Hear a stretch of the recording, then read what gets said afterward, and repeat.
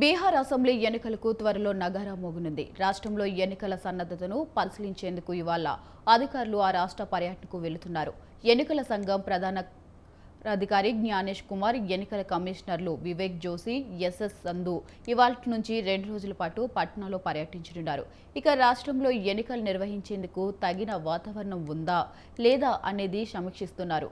ఎన్నికల అధికారులు పర్యటన పూర్తయ్యాక ఏ క్షణంలోనైనా బీహార్ అసెంబ్లీ ఎన్నికలకు షెడ్యూల్ వెలువడే అవకాశం ఉంటుంది.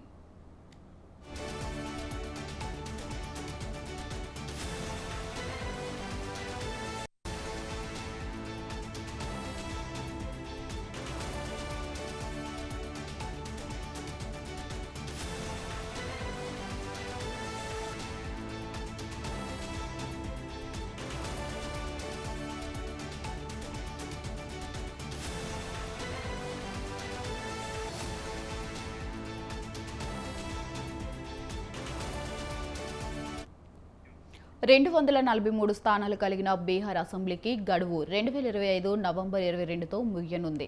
ఇక ఆ గడువులోగా కొత్త ప్రభుత్వం కొలువుదీరాల్సి ఉంటుంది. ఈ నేపథ్యంలో అక్టోబర్ నెలాఖరుకు నవంబర్ నెలలో వివిధ దశల్లో ఎన్నికలు నిర్వహించనున్నారు. 2020లో 3 విడతల్లో పోలింగ్ జరగ్గా 2015లో మాత్రం 5 విడతల్లో పోలింగ్ జరిగింది.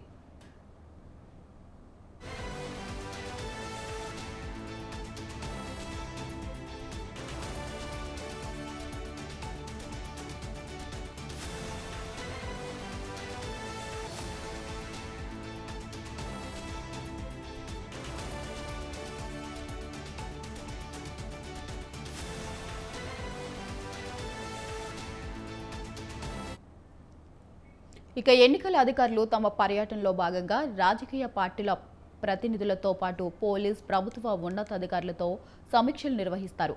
ఇప్పటికే 425 మంది అబ్జర్వర్లను ఎన్నికల సంఘం నియమించింది. బీజేపీ, జేడీయూ, ఎల్పీజీతో కూడిన ఎన్డీఏ కూటమి, ఆర్జేడీ, కాంగ్రెస్తో కూడిన ఇండియా కూటమి మధ్య ఈసారి గట్టి పోటీ ఉండనుంది. ప్రశాంత్ కిషోర్ నేతృత్వంలోని జన్ సురాజ్ పార్టీ కూడా తన అదృష్టాన్ని పరీక్షించుకోనుంది. ఇక బీహార్తో పాటు దేశవ్యాప్తంగా 7 అసెంబ్లీ స్థానాలకు ఉప ఎన్నికలు జరగనున్నాయి.